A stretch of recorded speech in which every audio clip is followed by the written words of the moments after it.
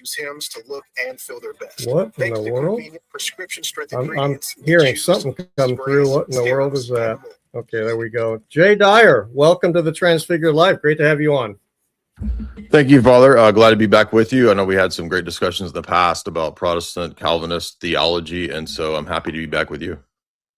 It's a pleasure and much appreciated. I know a lot of people are looking forward to hearing more from you about a rather fascinating interview you had yesterday with Tucker Carlson. So let me start off by asking you about podcasting, the state of podcasting in general, Orthodox podcasting. 5 years ago, Orthodoxy's availability on social media, including YouTube, was virtually nil. I say virtually because you were on it. Some other people were at the time, but not like now. You're on Tucker, 500,000 in just 24 hours. I saw this morning, I think it was a little over 1 million on X. Father Stephen DeYoung goes on Tucker, 1.7 million, but he's been on for a while. Your numbers are going to probably go up. Father Josiah on Tucker and Girls Gone Bible. People sometimes will laugh if I bring that up, but they have a huge audience, and that was 250,000 views or more. And, there's Joe Rogan and all kinds of other things. Given that the Orthodox population in this country is barely maybe about 1.5 million, would you say we have an outsized presence today that makes it possible to reach people we could only have dreamed of back then? Yeah, I mean, I think, we probably talked about this in the past. When I started doing live streaming and whatnot, I was just kind of talking about things that I found interesting. I had no idea that we would kind of have this sort of renaissance or this phenomena occurring. I'm glad to see it because, talking about Orthodox theology in 2016, 2017, I remember there was Patristic Nectar was there, maybe a couple other outlets, and, never would have thought there would be this level of interest at the sphere of like a Tucker or something like that. Obviously Tucker was on Fox or whatever at the time, but so I think that even though we're small number wise in terms of the US, I mean, to be able to have that kind of voice to speak to, I mean, it's almost providential. I think that the timing, you think about Koine Greek coming into the Roman Empire, from the Greeks and kind of setting the stage for Christianity to propagate. I think that we're at a weird providential phase where the internet allows then this message to reach, way more people providentially than it would have ever reached before. So we can speak, I think, to the culture and to the zeitgeist now. And I think that I'm happy to see, when I go online now, all I see is Orthodox podcasts everywhere. So I'm glad to see that. I don't see it as saturated because everybody and their grandmother has a podcast. So I'd like to see more Orthodox podcasts. I think it's great. Hey, well, let's talk about that for just a moment. How you're an analyst. Jay's an analyst. I mean, you look at things, you comment on things. That's probably 90% of the reason why people turn in to listen to you, to hear you comment on things and analyze things. So let's look at Orthodox podcasting. How do you think it's changed here in America in this period of time? Say since COVID, that's kind of when I noticed the growth really starting to happen. I think so. I'm glad to see a lot more priests involved because early on, there was just some laity here and there doing this kind of stuff, doing debates or doing videos talking about theology, which is fine. I mean, we had Pajot was there for a long time. And I think Pajot had a huge role when he linked up doing stuff with Jordan Peterson. That kind of sort of prepped the way, kind of like a John the Baptist move, maybe St. John the Baptist, to kind of get people interested in the topic. And then, like you said, COVID hit, and that made it really weird for a lot of people trying to come into the church, dealing with like the kind of message that we had or our Father Hearers had or somebody, adjacent to what we talk about. And then we kind of go into churches and you never knew what you were going to get. You might get a church that was fully locked down, telling you to not even come, the spectrum all the way over to like no policies or protocols at all. So it was a little challenging during that period. There was a lot of pushback. And then the podcasting world kind of got very interested in, Father Hears' positions. And so Orthodox is almost dominated by debating sort of internal issues about COVID at that time versus after COVID. I think it freed up a lot of like normal podcasting, I guess you could say, subject matter, and many more priests started stepping into the space which is actually what I was hoping many years ago. Because in 2017, 18, we got a lot of criticism of being evil ortho bros that were, young guys sounding off on the internet and how bad it was. And, throughout that entire time period, you could ask Father Deacon Dr. Ananias, we were always saying, like, I wish more priests were speaking to the space, because it's a perfect venue, it's a perfect time to speak to, young people about orthodoxy.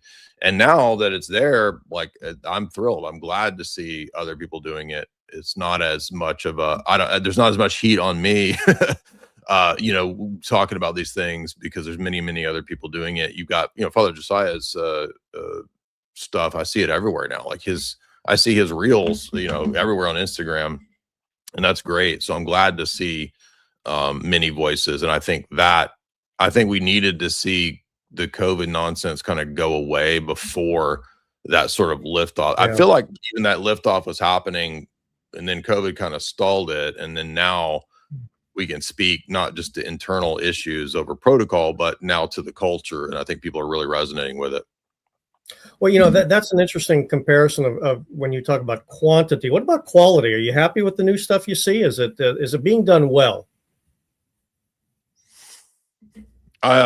There's a lot of people that are stepping into the space that are doing quality stuff. Yes, I think you guys have been putting out good quality stuff. I think Father Stephen DeYoung kind of stepping into the space and putting out really academic, scholarly type of stuff, which, he was on Tucker as well. I don't think people had seen this level of speaking to that space, not just theologically, but also academically, which is really good. So I think it's getting a lot better, a lot higher quality than even it was, 2020 during COVID or whatever. Just because again, we're so fixated on certain internal issues during the COVID time. And now that you can speak to the culture, I think we're showing that we have answers that pretty much Protestants, Roman Catholics don't really have. They're kind of locked into boxes that can't address the culture. Not to make Orthodoxy just a culture war thing. It's not that, but it's actually calling people to something better and higher than, the same old, culture battles of back and forth stuff. So people want tradition. They want liturgy. They want stability. They want those things that Orthodoxy has. And now that we can freely speak to the culture, I think people are resonating with that. Also, I think, yes, the quality of the stuff is getting better. I mean, there's Orthodox channels I don't even know about. People are like, "Oh, have you seen Harmony?" And I was like, I didn't know what that was. And here's you got this huge Orthodox channel I'd never even seen before. So yes, I think that more and more voices will continue to step forward. Alex Soren, Cleveland Antiquity, converts that are coming in and speaking to the space. I think overall this is all a net positive, and it's getting better quality. So better quantity, better quality. How do you think the growth of podcasting is changing Orthodoxy? You hear from a lot of people, you interview a lot of people, you read a lot of stuff. Do you see it changing Orthodoxy in this country? And if so, how? How is Orthodoxy reacting to the growth of podcasting? How is it affecting the faith? Obviously, it's bringing people in. Yeah, I mean, this is kind of the new media, so Gen X or boomer generations, they would watch evening news, they'd watch Tom Brokaw, they would watch whatever. People don't do that anymore and there are downsides to the internet, obviously, but whether we like it or not, that's what we have. And so podcasting is really just the new form of news and media, whether we like it or not. So I think now there is this oversaturated market of people trying to compete for everybody's attention span, but it's also that, which is annoying, but it's also good because it's freed us up from having to be preached at with some sort of rote script from news media people. And I would imagine that in the Orthodox domain, there's probably some negatives. Maybe people get too fixated on people or cult of personality, and I think that's a danger when you're younger. I think as you get older, you're a little less susceptible to kind of cult of personality. But I think probably some of the hierarchy that has not liked this stuff has tended to be critical of it, but also they're not going to be able to stop people from doing podcasts. Even if I quit tomorrow, there's going to be, 100 other people doing the same type of stuff. So it's not Yeah. going to go away. There's no way really to shut down podcasts, even if you try to implement like permission and rules or whatever. I mean, that might work to a degree, but I just don't think that you're going to stop new media. And that's what mainstream media has never been able to really grapple with, is like they tried for many years to, censor people doing alternative media. It didn't work, and I don't think it's going to work now. So there probably are some net negatives that I haven't noticed, but I think that whether you like it or not, this is just how people interact with ideas now. They're not going to read newspapers. They're not going to watch Fox News. I mean, Fox News' audience is largely boomer, and I'm not trying to be macabre, but in 10 years, hardly anybody will be watching Fox News. So you have the new media here. Might as well use it. Might as well put your message out. Yeah, my wife and I always laugh if and when we're watching Fox News. I say, watch the ads. The ads will always tell you what the demographic watching that show happens to be, and it's all Metamucil or whatever it happens to be. Right. So I have to ask you, Jay Dyer, you've been podcasting now and talking about Orthodox stuff for probably about 10 years, 2016 or something like that. So about 10 years. You have, and I catch a lot of flack when I say this, you have been instrumental in bringing a lot of people into the church, a lot of young men especially.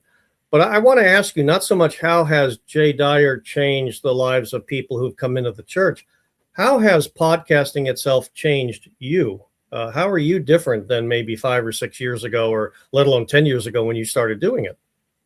How's your faith been affected and things like that? Well, the one positive aspect that first comes to mind is that what I really like about this job is getting to meet people and know people that I never would have met or known before. And so it's actually given me hopefully a lot better understanding of where people are, where they're at. I mean, I would still get impatient and, quick with people at times and lose my temper here and there, but No, but not hopefully, you. but hopefully I think I've also gotten perhaps to a little more empathy, maybe with understanding, like, and I'm not speaking of the audience, but I'm speaking like when you go and actually meet these different people, right? And I've in other words, I've found, I think, people's stories a lot more interesting, and getting to know their journey is a lot more interesting to me than it was 5-10 years ago. So that part I really like, because I think people might not think it from a lot of debates, but I actually do love people. I actually like humans. I'm pro, life. I'm pro human. I like seeing people thrive and do well. I don't like seeing people not do well. And so a lot of what we do is ultimately geared hopefully towards helping people. It's not to hurt people or damage people. And I think that's necessary if you're going to be doing a job where you're sort of interacting at a personal level with people. So that part, I think, hopefully has taught me some grace, maybe, hopefully. Amen. Yeah. But I think there's also a danger with doing this kind of stuff, and it's definitely a lot better to do it in person, which it can be challenging. But when you do stuff with people in person, it's a lot more personable. When you do it abstracted, there's always this danger of losing sense that you're dealing with actual people, that you're just dealing with an argument, or you're just dealing with some troll, or you're just dealing with nonsense. So there can be the danger, I think, of losing that personal side of it, and losing empathy or compassion or whatever. So hopefully I don't fall into that category, but I want to think and hope that it's given me appreciation for people. But yeah, I mean, that might not have been the most theologically attuned answer, but that's the first answer that came to mind, was just the human domain. But what have you noticed about, because you've been doing the same thing for several years now, like what do you think about podcasting? Has it affected you negatively, positively? What's your assessment? Well, not negatively, although I've had some experiences in some of the episodes I've done where I've been I just want to face plant and go flog myself for doing what I consider to be a poor job in discussing or rebuking or not rebuking, but engaging in debate and so forth. I could just kick myself, because I prepare and I prepare and I prepare, and then a question is asked I'm not familiar with, or whatever, so I've got those experiences. But I would say that, personally speaking, for me, the thing that I've appreciated most is that I've had to hone my ability to explain what I believe. Yes, that's a good one. And that has been very helpful, not only on the podcast, that's been very helpful for me in the parish when people come. And of course, we get a lot of people coming now, and it's really quite an incredible experience for me. I'm not in a big parish to begin with, but when our average attendance from 2000 to COVID, so in that 20-year period, was 45, and now is 65 and hitting 70 and even 80 on many Sundays. And when we're literally, since January, with two exception of 2 Sundays, we get a new person every week, or something like that.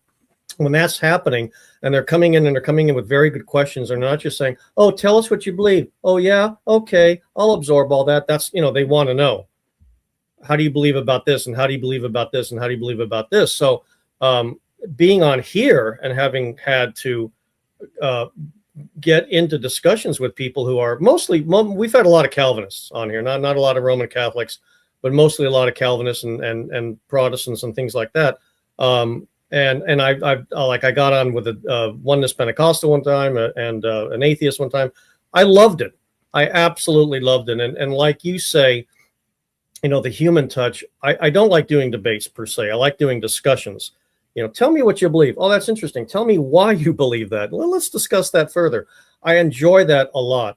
And that human touch that you just spoke about, that strikes me as very interesting, because you didn't interview Tucker on the show. You went to see him. So you actually were live with him. You were doing what you just talked about a moment ago, being live with someone and all of that kind of thing. How does that change the way you talk to people? Does that change the way you that change the dynamic of the discussion? Yeah, versus absolutely. If you had him on the show? Yeah. So I think, and the thing with that is, like, you don't just, and the way his thing is set up, you don't just go and do an interview. Because I've been to some situations where, like, you fly in, you don't see the person until the interview, and then the person's gone, right? Like a high profile person or something like that. This was a different situation where, like, you have 2-hour breakfast with him, you film 2-hour interview, and then you sit and talk for another 2 hours. So basically you're spending the day with him. That's a lot more person. And I think he understands that too, which is why he has all the guests have breakfast with him, right? So you have this 2-hour breakfast, talk about anything and everything. And that kind of, I think, makes the filming flow probably better now that you feel like him a little bit better than if you just kind of cold Stone Cold came in and did the interview. So that was advantageous. And like you said, I realized after this interview too, because a lot of Protestants were commenting and criticizing the interview because I kind of made generalizations, and it's like, you have to make generalizations I knew the first hour was going to be about something. I didn't know what, and then we would transition into another, subject matter in the second hour. But I think they also didn't want me to exactly know what subjects they were. They wanted it to be a little raw, a little improv, which I like. I love improv. But so I didn't know that we were going to talk about Protestantism at all. I had no idea that he would right away just say, why Orthodoxy? Why not Calvinism? Why not Protestantism? None of that was I had no expectation of that. So, well, did that come from the breakfast you had with him? That you probably talked about Orthodoxy a little bit at the breakfast, I would imagine. No, actually, no. So when we had breakfast, and the way this happened was, they said, "What do you want to talk about?" in the text messages a month, weeks before, and I said, "Well, here's 6 topics that I cover a lot that would overlap with stuff you guys cover. So if you want to pick," and they were like, Lexi was like, "Yeah, those sound good." I was like, "Well, do you want to pick 1 or 2? Because, any one of these could be a whole podcast." And they were like, "Yeah, those sound good." So I had no idea what out of the 6 it was going to be. So it ended up being all of the 6 subjects that I suggested. But I didn't even I don't think I put Protestantism in there. But that was just the first thing Tucker wanted to talk about. That was because I found out after the interview, because the next couple hours we ended up talking about Protestantism and Orthodoxy. All of his questions were about that. And so the interview basically continued on, and I crammed studying a bunch of geopolitical stuff, because I thought, with his dad's background in Voice of America and all that, I thought he's going to want to talk about CIA stuff, operations, history, geopolitics. And so when we're at breakfast, and I'm like, I'm assuming you want to talk about geopolitics. And like the first thing he said was like, no, I'm over all that. I don't care. He's like, he didn't even want to. I was like, oh crap. Well, that's what I prepped for. And then actually for the breakfast time, we talked mainly about, you know, his dad and media and geopolitics. And so that, you know, you have this whole breakfast and he's just like, no, I don't want to talk about that. I'm over it. I'm over it. And I'm like, okay, what do you want to talk about? We're talking about orthodoxy. Orthodox. What is that? What is that? What's up? You know, so he immediately wanted to go into that, and I was like, okay, fine, yeah, we'll talk about that. So you do a really good Tucker impression. Can you do the laugh, or can we hear that? Or no, maybe not.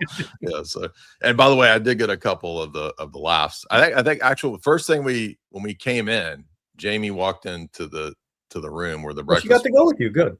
Yeah, Jamie went with me, and the first thing I heard, I didn't even enter yet. The first thing I hear was Jamie and Tucker talking, and I hear that laugh coming out of the room, and I was like, so like, well, I know Tucker's here. I hear the laugh, but yeah. So anyway, I realized that with a lot of these Protestant criticisms today of the interviews, like Dyer is, you know, generalizing, and he's scapegoating, and he's not, you know, he's straw manning Protestants. I was like, if you're going to talk about Luther's influences and Protestant influences, you have to compact it, and you have to do some generalizations. And the same Protestant conservatives who are mad about generalizations are the same people that fuss that the left, right, fusses at them for generalizations. So, but again, like the book that I was referring to that I didn't even think was controversial, it's a Lutheran theologian who wrote a very famous book called Harvest of Medieval Theology, and his name is Heiko Oberman. And the book is about the nominalist influences on Luther's doctrine of justification. So I wasn't saying that Martin Luther was this like radical nominalist, or that all Protestants adopt nominalism. I was saying that the philosophy that's necessary for his doctrine of justification comes out of nominalism. That's the thesis of that whole book. So, you know, as often happens, people don't listen to the full context, and they just sort of, I noticed a lot of people were like taking the 1 minute clips or the 2 minute clips and saying, oh, this guy is crazy, he's mischaracterizing. Well, I'm summarizing within 1 or 2 minutes, you know, an entire book on. Well, what your critics had to say about what you had to say about Hegel was absolutely hysterical. How could you get that wrong, Jay Dyer? I mean, you're a philosophy major. Well, it's like, again, you know, people get hung up on words, and it's like, wait, for the benefit of our viewers who haven't seen that part yet, can you quickly summarize what happened? Yeah, so I mentioned in passing Hegel being influenced by certain Gnostic ideas, Kabbalistic ideas, and there's an academic text that's called Hegel and the Hermetic Tradition. It's a Cornell University Press book, and basically within the book, the guy is saying that, yeah, there's some debates about how to interpret Hegel's triads or trinities, and when Hegel talks about Trinity, he's not talking about the Christian Trinity. Basically, Hegel said, oh, Christians have this Trinity doctrine, but I'll give you the real philosophical doctrine of it, which is the real secret meaning of the Trinity, which is thesis, antithesis, and then synthesis, right? Well, apparently there's this inter-Hegelian dispute, which nobody even cares about, that, oh, that's actually Fichte's reading of Hegel, because Hegel presented position, opposition, reconciliation. And I'm like, it means the same thing. Who cares? Like, so thing, opposite, and then blend. That's the same idea, right? It doesn't matter what words you use. It's the same principle. So I had this Protestant, you know, like professors are commenting and calling me out, and then these other Protestants, and I'm like, you guys are just focusing on crooked toenails and missing like the big picture, probably on purpose. That's pretty funny. Now, a lot of people, of course, in the Orthodox world, saw that you're going on Tucker, you know, very excited, because you're not the first Orthodox person to go on Tucker, but you got to talk to him for 2 hours. You also got to talk to him in the morning, and, you know, before the interview, after the interview. What do you think your interaction with Tucker about Orthodoxy had on him? Because he sounds like he was just fascinated, wanted to know more. Tell me more. Tell us about, if you can, you know, I mean, some of these conversations were obviously private, but what do you think where he is with this? He seems really interested. You're not the first person he's talked with about this. Yeah, I would imagine he asked, you know, or had similar conversations. I don't know, but with Father Josiah, with Father Stephen Young, I'm not sure. But I mean, the questions, again, when I went into this interview, I had no idea really what he really wanted to focus on. We had a general idea, And I think, one of the subject matter topics mentioned orthodoxy, but I didn't know how interested he would be in that. But I would say 60 to 70% of the conversation throughout the entire day was all his Orthodox questions. So he said things to the effect of, and he didn't say this was in any confidence, but he said stuff like, in my experience, the most sincere Christians I've ever met are Orthodox. He said that he believes that they're the ones that exemplify the fruits of the Spirit in his experience. Wow. And he finds that convincing beyond the intellectual stuff. Mhm. And then after the interview, we spent the next hour, I would say the next hour or so, just on Orthodox stuff. And he said, look, I'm going to be honest with you. I don't have arguments against icons or the problem with sola scriptura. He's like, but I'm just not ready to give them up. So he was very honest. I don't think he would say that stuff if he was not being sincere about his openness, at least, to Orthodox. I would say he's definitely open to Orthodoxy. And he was honest enough to say that I can't argue against icons or against tradition versus sola scriptura. He's like, but I'm not at a position yet where I can totally kind of give it up. He's like, but he did express a lot of distaste with his Episcopal, Episcopalian, churches. that's where he's coming Yeah, from. the Okay. Episcopal stances on the liberal stuff. He was very, disgusted with that. But he's kind of in that position where he's like, okay, I don't like Episcopal stuff, but like, I'm not sure where I want to go. Orthodoxy is appealing.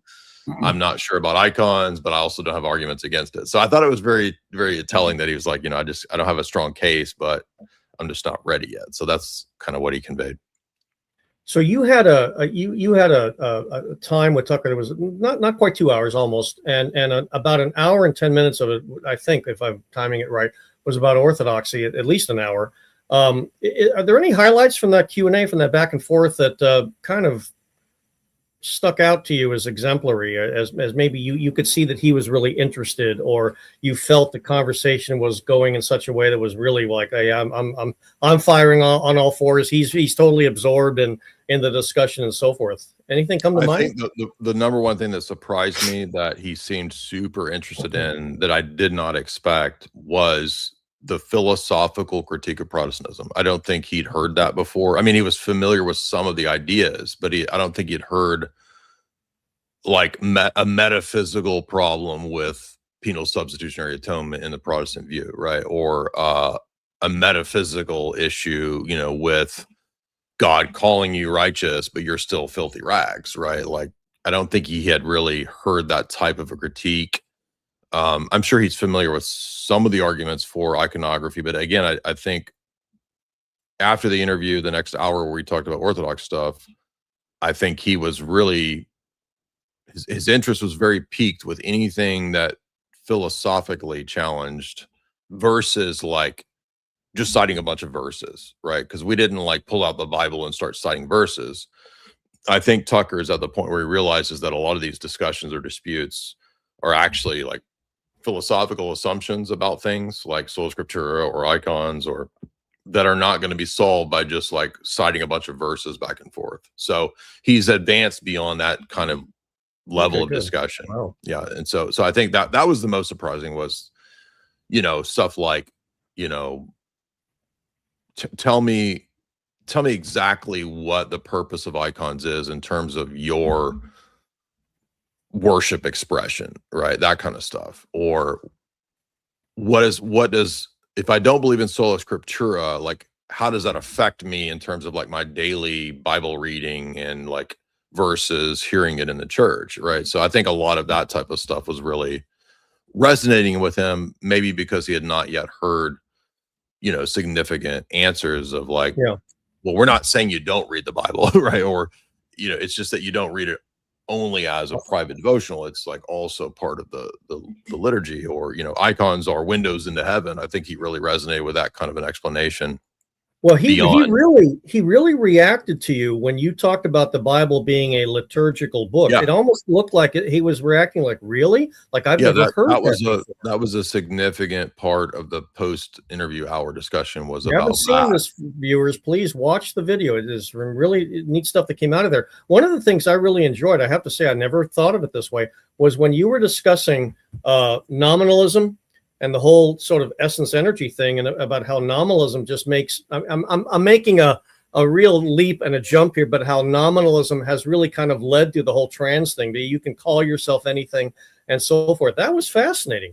Can you talk a little bit more here about summarizing that point? It was really great. Yeah, so many people were getting it, both leftists and Protestants were getting angry on Twitter over this idea, which I didn't even think that this was that controversial, because to me it seems like an obvious sort of logical step. I'm not saying that Luther himself was pro-trans, because of, I think there's an ideological train of thinking that which you get from William of Ockham and Gabriel Bile, that influences Luther's idea again of justification, that to be righteous, because the ancient and medieval world didn't separate a name from an essence, they thought that if you called a thing that, the name in some way had a direct ontological reference to what it was. So for example, if you said human beings have, and if I can interrupt you, Jay, for just a moment, I'm sorry to just interrupt you for a moment, so our viewers may have a connection on this issue. That's exactly what we see in the Old Testament, that someone was called something like his name will be Moses because he was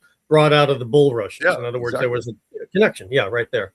Like the name also had a real meaning, significance, and also pointed to a real thing that the person has, and not just a title or not just an interchangeable verbal phrase. So for example, human beings have a nature that makes them what they are, right? So Aristotle defined essence as a thing, whatever a thing has to be that thing and not some other thing.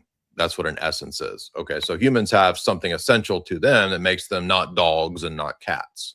So humans have a nature. Now, obviously, for Orthodox Christology, if Jesus assumes human nature, we have to have some conception of natures, right? But by the time you get to the Middle Ages, you have people like William of Ockham, who were not totally like postmodernists, but they kind of begin the train of thinking that, well, how do we know that these words actually name something in the objects? Maybe the words are just interchangeable and they're just sort of collections of properties and not an actual, quote, essence that underlies the properties. When you get up to the time of people like John Locke, or even up into Newton, this begins to progress to where people are saying, you're not actually naming essences, you're just titling qualities that are a collection of discrete sort of features, right? So what you call a human being isn't an essence, it's just two legs, two arms, hair, two eyes, nose, just these collections of features. And that then eventually gives rise, post-Enlightenment thinkers like Kant and Hume, to a division between the mind and the external world. So what are we left with? We're really just left with linguistic descriptors that may or may not signify any real meaning.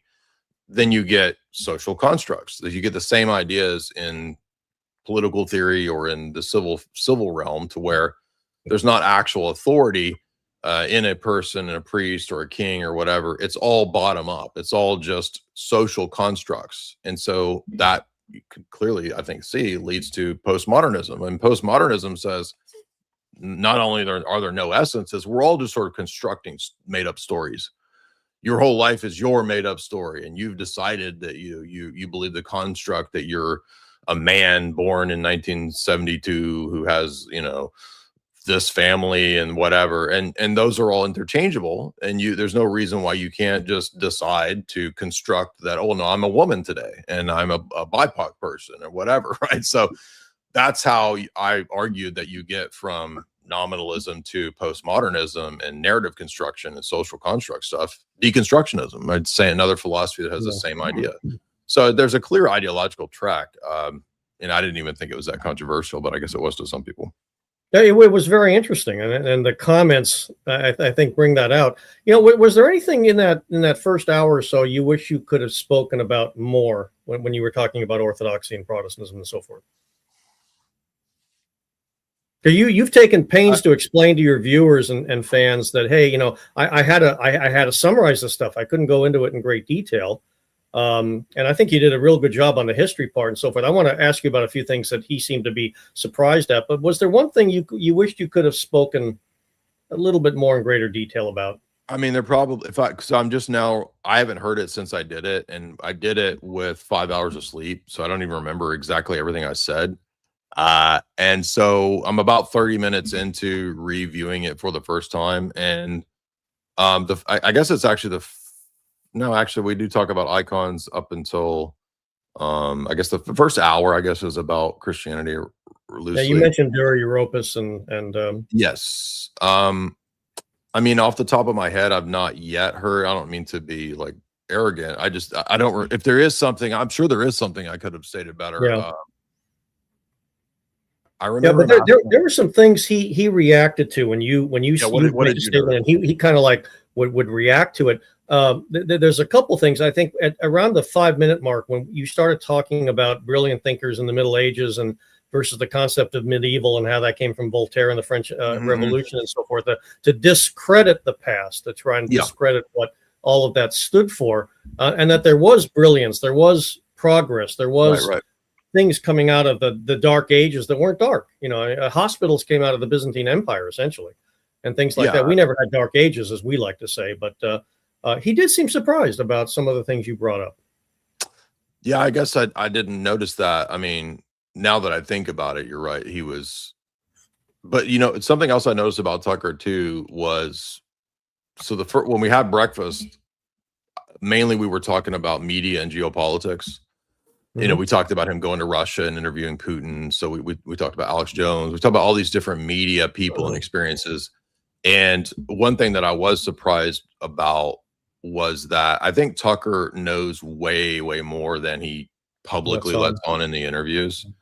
And that's for like the geopolitical type stuff. I think he knows everything. The only thing I remember bringing up that he wasn't familiar with was like the relationship between the Vatican Bank and certain intelligence agencies. That was kind of new to him to a degree, but everything else that came up, he kind of already knew the lay of the land. But I think that when it came to some of the church history stuff, that was kind of new. So that was probably why his interest was piqued at that point, because I mean, he knew about icons and knew about, church fathers to a degree, but I don't think I think there's a specificity to a lot of that was new to him. That's why he was interested. And around the 16-minute mark, I thought it was very interesting. You started talking about the philosophy of PSA, and you said, I don't know if you want to get into it. And he immediately interrupted and said, no, I do want to get into it.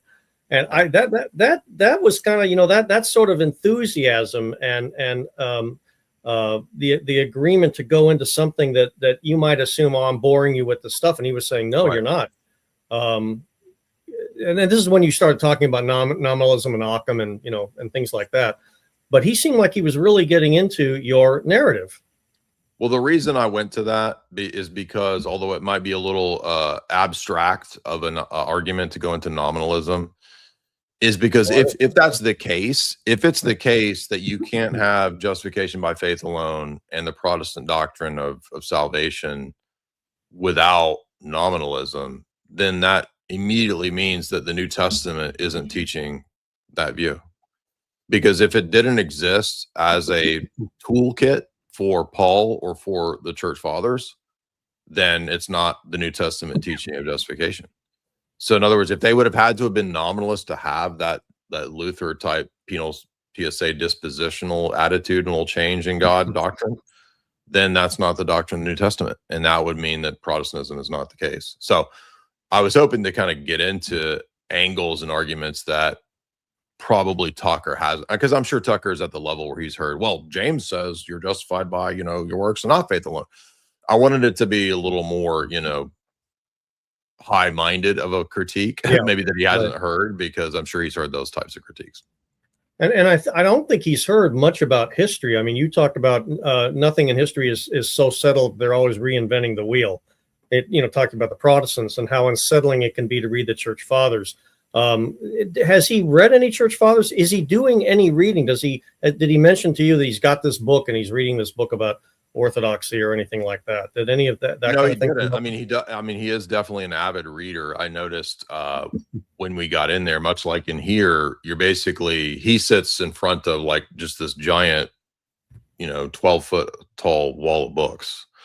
And I was looking through a lot of the texts, and I did notice, a lot of history texts. So he's big on history and world history, that kind of stuff. And Okay. I noticed a lot of biographies of like spies, espionage stuff that was on the bookshelf, a lot of culture critiques, political stuff, and there were religious and theological books. So I think the way he expressed it to me was, I've spent my whole life growing up around geopolitics and policy and conservative politics. And he's like, I'm over all that. And what I'm way more interested in now is the theological questions. So that's explicitly what he said at one point.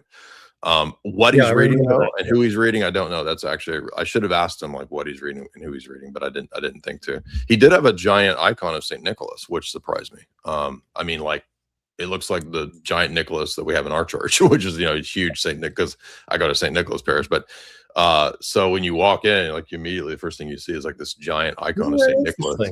Wow. Yeah, and I was like, oh wow, I didn't expect that to be in here. But there's some other icons kind of set around, and which I don't know where. I didn't ask him where he got it, but I'm assuming maybe people gifted it to him or something like that.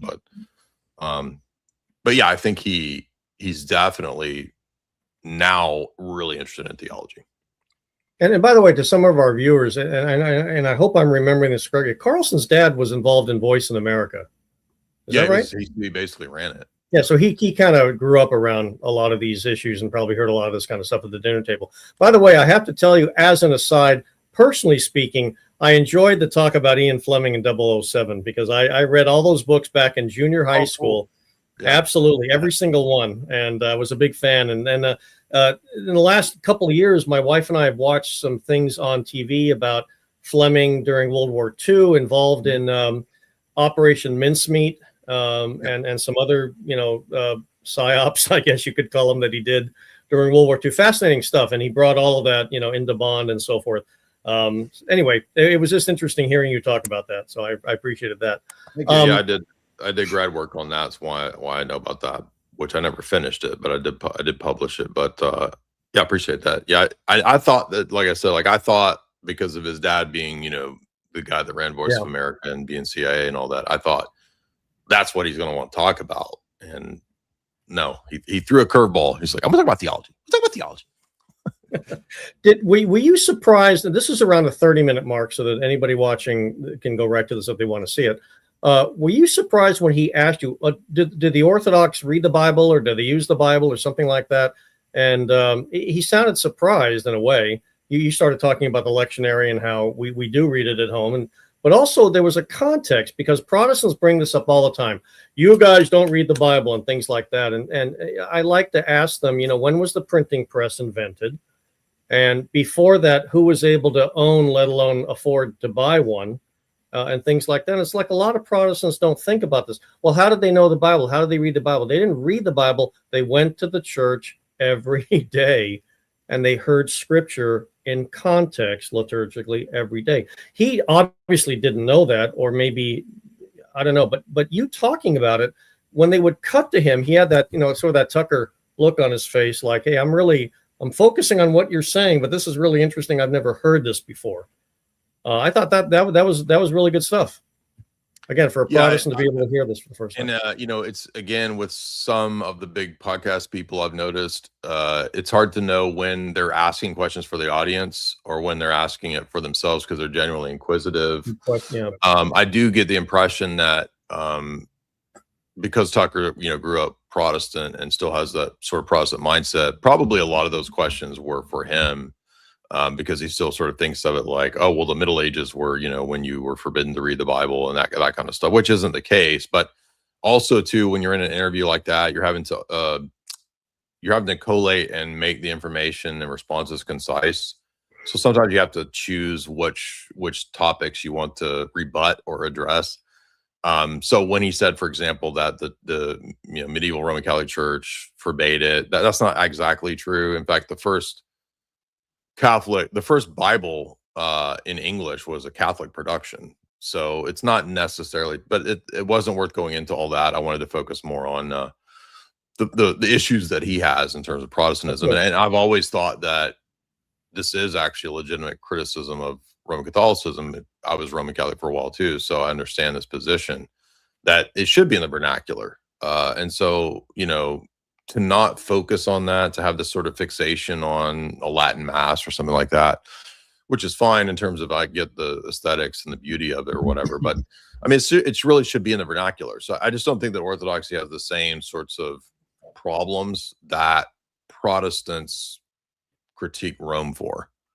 So I was just trying to kind of dispel this issue that like that might be a Roman Catholic criticism that you would have as a Protestant, but it's not really. My experience in Orthodoxy has never been being dissuaded from the Bible ever. Yeah, right. Absolutely. You know, to our viewers that are going to, if you haven't yet watched Jay's video, or even if you have, one of the, if I can call them criticisms that I heard, that I saw people talk about, was that, oh, he didn't explain fasting well enough. And again, you like Jay just said, you kind of got to pick your battles and figure out how much time you have to talk about something. I quite frankly thought the answer was adequate, because again, who outside of the Orthodox Church, quite frankly, I don't think anybody fasts, you know. And he probably would have been blown away if you had said, well, we fast about 150 days of the year. That would have just, you know, done one of these things to him.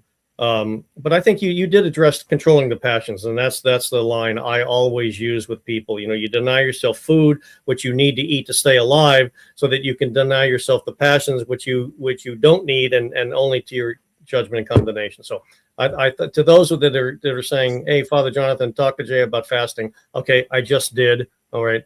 So he only had so much time. Well, let's go. The other thing too was that was a curveball. I didn't expect that. And again, like I realized when I got there that they didn't want me to know all the questions ahead of time, just because I think they think that would make for a more interesting sort of raw interview, rather than if I just super prepped and I had all these sort of rote responses. They wanted it to be more of a fluid sort of, you know, on the spot conversation.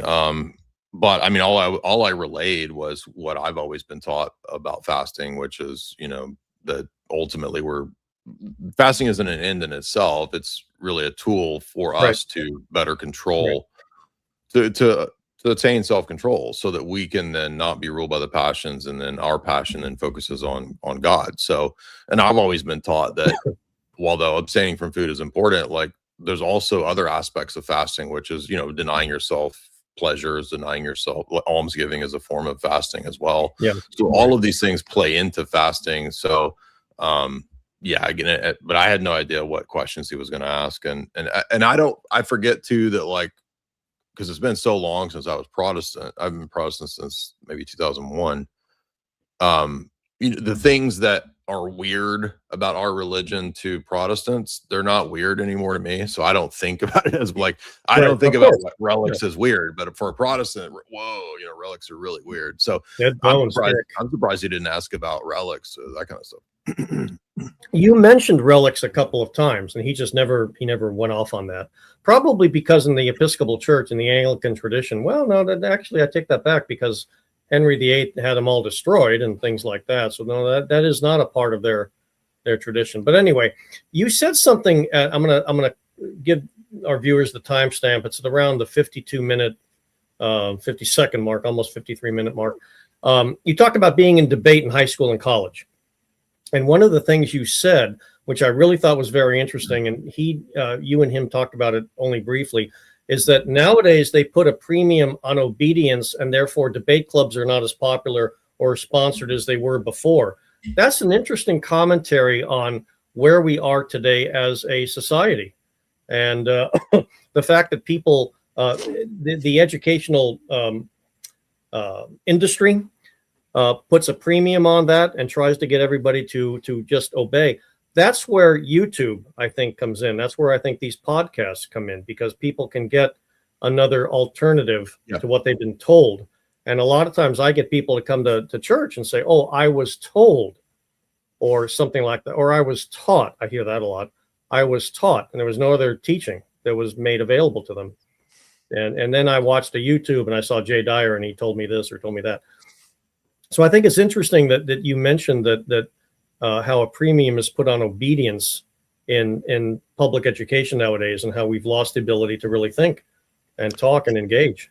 Yeah, I read a book when I was a Protestant that was a good critique of this whole perspective from the public education system. It's called Messianic Character of American Education by Rushdoony. And although I don't agree, obviously, with this Calvinism, there's a really good critique of the whole mindset of the public education system, which he argues from Horace Mann and John Dewey and other characters, in the late 1800s all the way up until now, that they decided to shift the model away from sort of classical education where you learn, rhetoric and logic and this kind of stuff, towards what they call socialization. So the idea of socialization would be learning to conform and fit in and sort of please the group rather than sort of critiquing or standing outside of a group. So, that whole obviously Horace Mann, John Dewey, they were socialists. So they thought that education should conform to socialism and collectivism rather than, reading, writing, and arithmetic. So they set the stage, I think, for why eventually education became, after we get things like Obama or what was the Common Core and that kind of stuff, where they sort of redo everything to be all weird and janky. And I think that's exactly what you find in university systems as well, is that more and more it moved away from arguing on the basis of objective principles, and rather the teacher as a dialogist who's intending on creating a synthesis, or they call it diapraxy in some of the weird Marxist terminology, to where you're not, nobody has the truth. Everyone is sort of dialoguing to come to some higher synthesis of approximation of the truth, which is silly, but that's again kind of a Hegelian process idea about what they think about education as. So that's why. But they're producing sheep. We're not producing people who can think. Prioritizing conformity over being correct or over like standing out. So in other words, even if you were correct, it's more important to have, unity with the group and being, submissive than it is to be correct or to oppose, the party for the way 1984 has it, right? So viewers are looking at this or listening to this going, hey, Father, why are you bringing this up? I'm bringing this up because earlier we talked about the growth of the online podcasting community, and I got to believe that milieu has contributed to the rise of orthodoxy, because it's making people think. Years ago, Jay, I spoke to people. I won't say who, of course, but I spoke to people who would say, "Oh, I don't like Jay Dyer. Why? Because he's mean, or he's nasty, or he's this or he's that."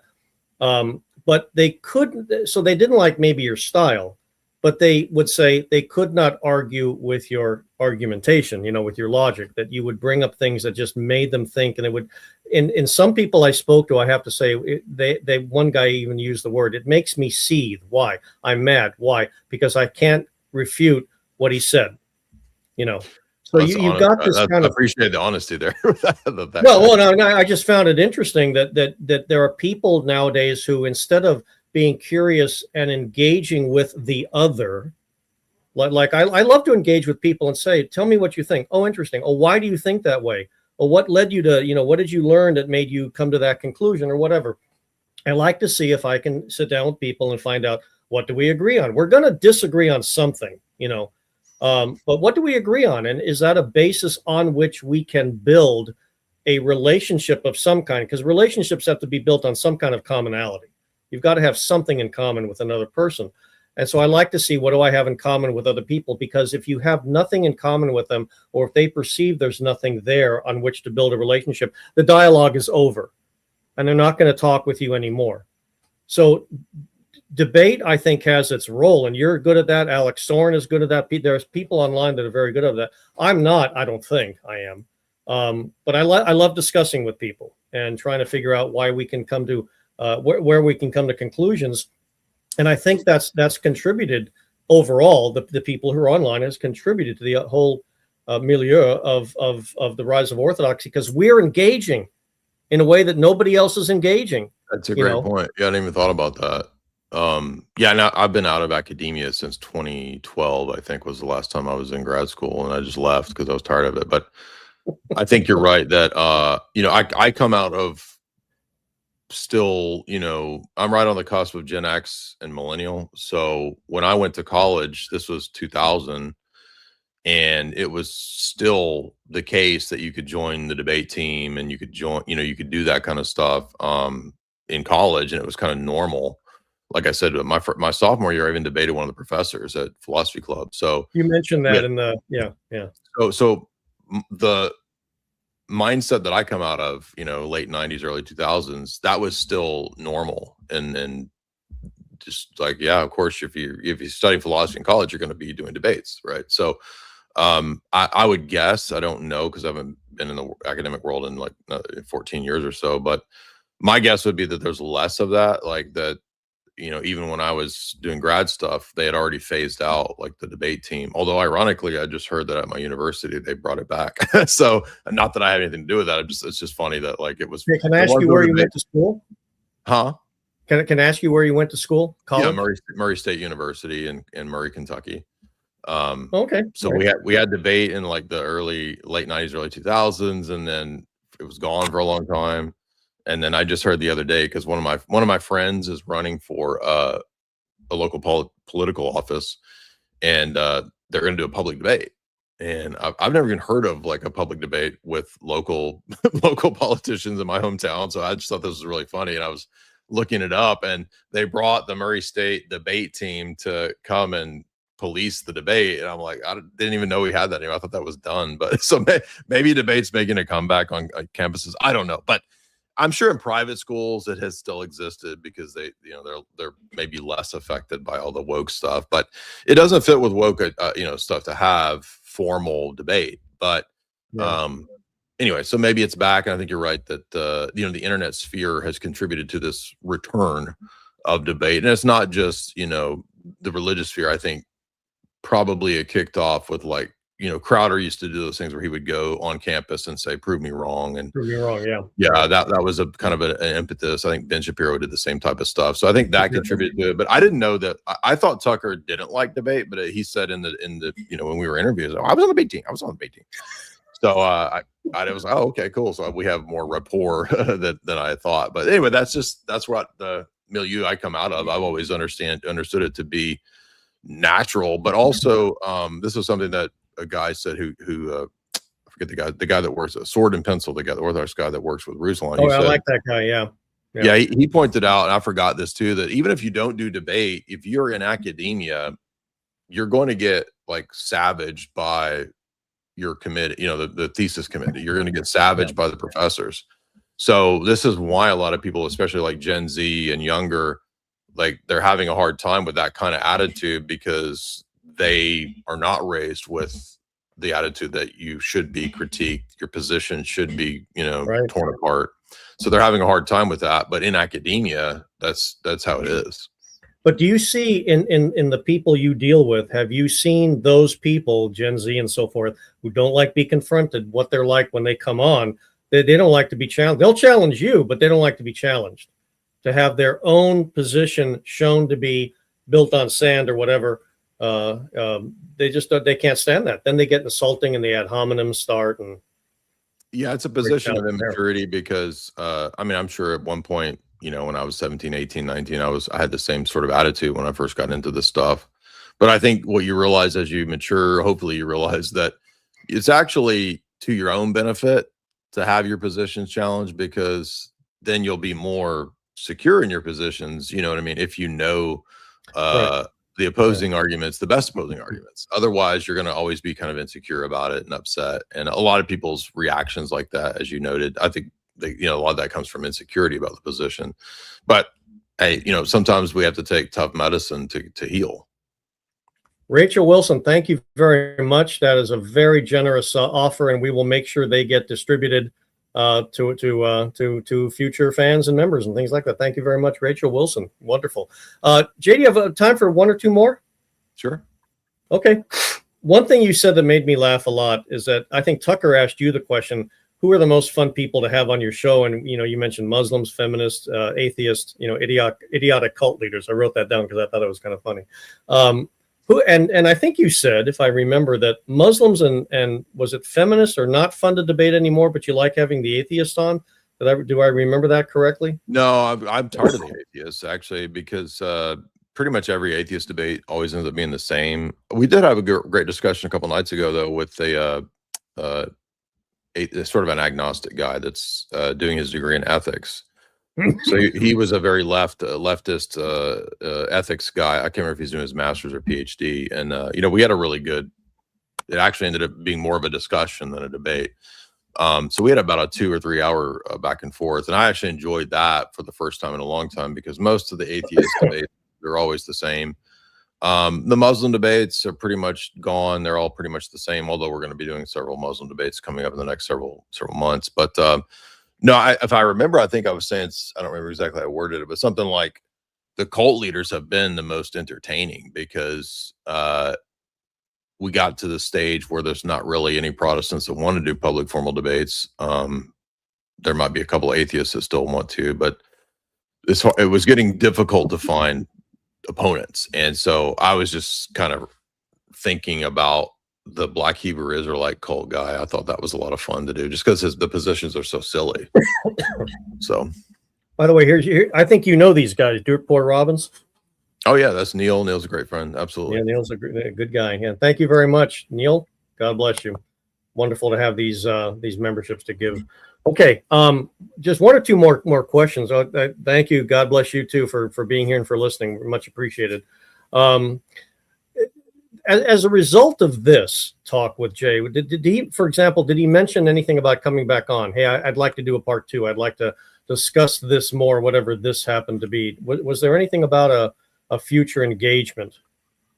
I don't recall, but he definitely seemed very enthused and jubilant about the interview. So he was more excited about it than I expected, because I thought, well, he's he does however many podcasts all the time, so maybe he's heard maybe this is just another podcast. But he definitely seemed more exuberant than I expected.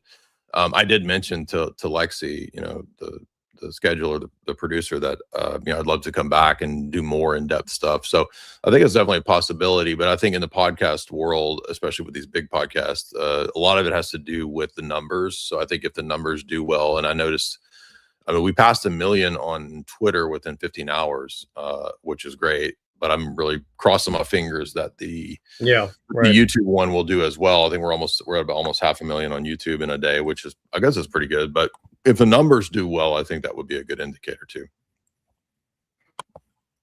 I'm looking at some super chats here and wondering if I should bring some of these on. I don't know how. I think Justin is with us, and then behind the scenes, he's bringing some of these super chats on. Father, please speak to the inquirers. Explain the commitment required, lay out the love. That would be something we could do as an episode all by itself, and speak to the inquirers and say, hey, I have a process in my church where we have a process. So inquirers come in and they're dealt a certain way. And then if they want to go forward, there's an inquirers class. And then if they want to go forward, last session in that class is here what you have to do to become a catechumen. Catechumens have their own class and so forth. So there's a process that we use. I'm happy to share it. But we do talk about commitment. This isn't just a mental assent to a faith that has propositions to it. And you go, I agree with that. I agree with that. I don't agree with that, but I agree with that. It's not the way it is. We agree with and we believe in everything. And I've had people ask me that who've come to my church. How much do I have to believe in? Everything. That's cute. What do I have to believe in, really, Father? Everything. And then they kind of the smile fades and they go, you're okay. So anyway, we could do that as a separate episode. That's not a bad idea. Perhaps to all the people that are interested in Orthodoxy, we needed to perhaps talk about something like that. So we could sure do that. To thee we sing. Thank you very much. 5 Transfigured Life memberships. Justin, we got to do something with all these memberships. And another one. Thank you, B. Sirach. Very, very much appreciated. Jay, one more question.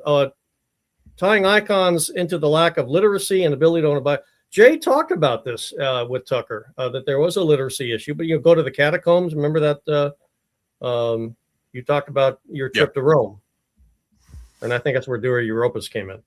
Yeah, I mean, I remember when I was Protestant, some of the things that kind of eventually ended up convincing me that, you know, imagery and iconography is fine and natural is, I read St. John Damascus's Defensive Images, and then I read St. Theodore the Studite's On the Holy Icons. St. John Damascus is much more of a philosophical defense because he gets into like type and prototype relationships, and that to me, especially when I was really heavily into philosophy, was very convincing back in my 20s. and then St. Theodore's is much more Christological and Trinitarian in its defense because he gets into the energies and the relationship of the energies to icons and Christology, and to me that was just like natural. And I remember John Damascus basically kind of making arguments in the direction of saying, well, if you think about it, you know, a word is an image. It's not that different from text on a Bible page imaging, you know, the sun or the whoever, versus an image of an icon. When I began to understand that line of argumentation, it was just sort of like, well, yeah, there's not really any reason to not be pro icon. So I was kind of wanting to go in that direction, and I don't know if he got that, because I think I mentioned something like the Son is the icon of the Father. I think I mentioned I remember that. Yeah. Mm-hmm. Okay. So I was kind of trying to go in that direction with Tucker because, again, I felt like the sense I was getting was that this wasn't going to be a conversation about this verse, but ideas. And then I don't remember how, maybe I just mentioned it, but it's really stuck with me being in the catacombs and seeing it, because you've read this stuff, you've heard this stuff. Oh, they had icons and images in the catacombs, but when you go see it, it's just so much more real. And it's the same with interviewing people in person versus on the internet. Like, it's so much more real. You know, have a interpersonal direct connection with a person versus, you know, just hearing or seeing about a person. Same way with going and actually seeing, because Father Vladimir took us to Orthodox Italy, which was a pilgrimage of all the sites that are Orthodox in Italy pre-schism. And obviously we spent a whole day at the catacombs because this is really important. And by the way, the catacombs are massive. You couldn't even see them all in one day. They're all over. You saw one. You saw like one, and there were, you know. We just spent I think 3 or 4 hours in one, and you know, I remember, like, you see an altar, you see imagery, you see, you know, where they would have the Eucharist, and that shows you that, you know, I mean, that right there is sort of like, well, that's not Protestant. That's, you're seeing in person, you know, iconography from the 2nd, 3rd century. Jay, here we have a super chat saying, "Hi, Father Jonathan J. Dyer. I wanted to ask your view on Protestant churches who claim to be high church, like Anglicans or Lutherans." That's actually a pretty good question. What do you say, Jay? I mean, in certain respects, that would make, I think, an easier transition for those people towards Orthodoxy. I know that there's been some instances where Anglican communions have actually been brought into Orthodoxy. That happened. There was one of those that I think happened in 2017. Even an entire Anglican church just became Orthodox. And sometimes they go Western Rite or whatever. So I think that those people might convert typically before independent fundamentalist Baptists, but then again, you never know. Sometimes, you know, independent fundamentalist Baptist people will convert. So, I mean, I think it's good that they're not as far removed, but sometimes it's not good, because some of the nastiest opponents, you know, and haters of Orthodoxy can be the people that you would think are right next to us, Orientals or Roman Catholics. You know, some of those people can be the most, you know, vicious opponents of Orthodoxy. So it really just depends on the person. And it's nice that they can have more in common with us, but sometimes it doesn't really do anything. Yeah. One other, big fan of you and Tucker. I'm an Orthodox Christian reader. I live in Maine, and I'm very involved in the Orthodox community here. Can you help me get in contact with local churches and good priests here? I can give you my email to connect. You can give it to Jay or send it to us. We'd be happy to help. Absolutely. Anybody who comes on and sees any of our podcasts, if you're looking for a church, if you want to talk to a priest, we are more than happy to help you. I answer every single email that comes in, at least the ones that Justin forwards to me. And he forwards them all, don't worry. I love talking with people and connecting them with the church. I mean, that's what we're here for. We're trying to get people to know about the church, get connected with the church, come to the church, join the church. This is what we're all about. Absolutely. Yeah, I tried to kind of shoehorn that into the Tucker conversations, not on the stream, but outside. I was like, hey, have you checked out Orthodox Church? And he was like, oh, he's like, I've been to Russia and I've traveled everywhere, and we used to live in the Middle East. And he's like, he's like, I've been to many, many, many Orthodox churches. So he's been to a lot of Orthodox services. So he's past that phase. But I don't know about where he is, if there's an Orthodox. I don't even know if there is one there. I mean, anyway, but I tried to kind of bring that in to get him to kind of find one locally. How about the convert surge, Jay? What are you seeing in your church at St. Nicholas? Are you seeing what everybody else is talking about? I imagine so, especially Florida. We went from, so when I first started going there in 2018, me and one English speaking family in a tiny little strip mall box, and everybody else was Russian. And I was like, I remember when I first went there, I was like, man, I'm never going to fit in here. And by God's providence, Father Vladimir and I hit it off. He was perfect fit for me. And so now we've actually gotten to where not only did we tear one wall out, we tore a second wall out. So the church has tripled essentially. Wow. And it's been a couple months because we've been here in Tennessee because of my dad's in bad health. So I would like to get back to Florida. I'm not a huge fan of being in, I like Nashville and Tennessee, but I would much rather be in Florida. But Neil says that it's actually even much larger than when I was there a few months ago. So we're supposed to be now at around, he says anywhere from like 150 to 200, which is, to me, that's crazy because when I was going there, it was like 20 people on Sunday. Yeah. So the growth is incredible. We went for like 20, basically like 10x from 2018. Yeah, I get people that come up to kiss the cross at the end of the service, and a few of them will just come up to me and jokingly say, Father, who are all these people here today?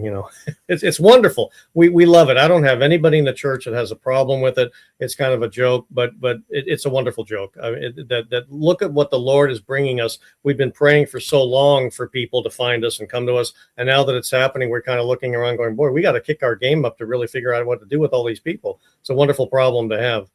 I hope everybody is having that problem. It's really something that a lot of us have literally prayed for decades. I know I have.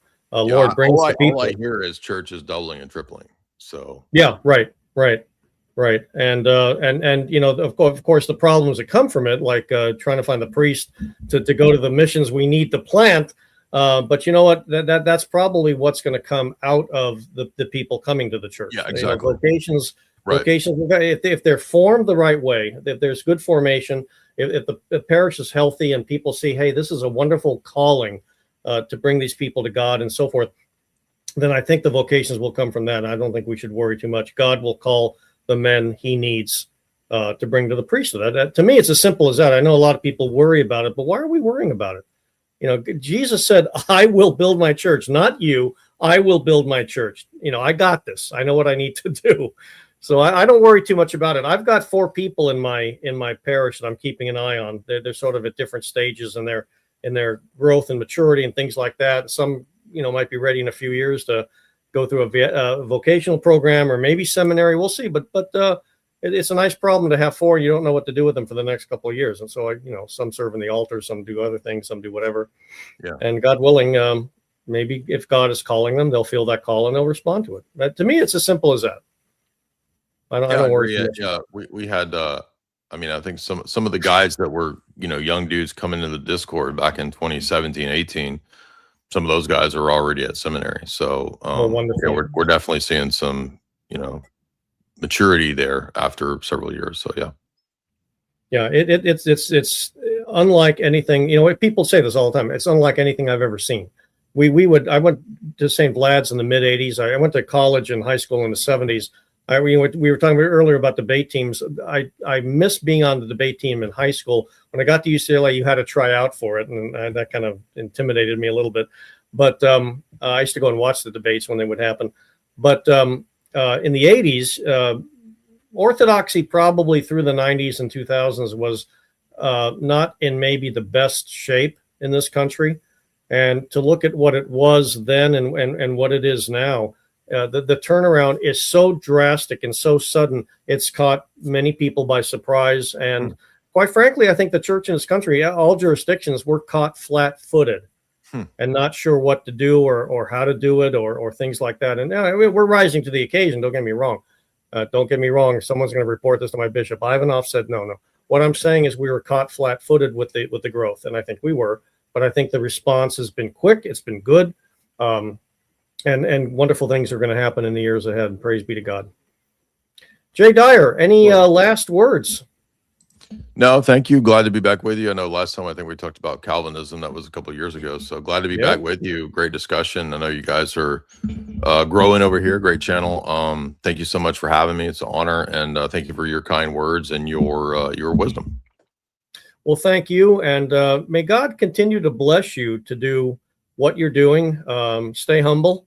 And may you continue to grow in life and faith and spiritual understanding, as we say in the second prayer of the faithful, one of my favorite expressions in the entire liturgy, in the second prayer of the faithful, right before the cherubic hymn, our growth in life and faith and spiritual understanding. On behalf of the Transfigured Life, thank you, Jay Dyer. Thank you to all of you who tuned in. I hope you enjoyed this. Hit that like button and subscribe, and we will see you next time. Take care. Thank you.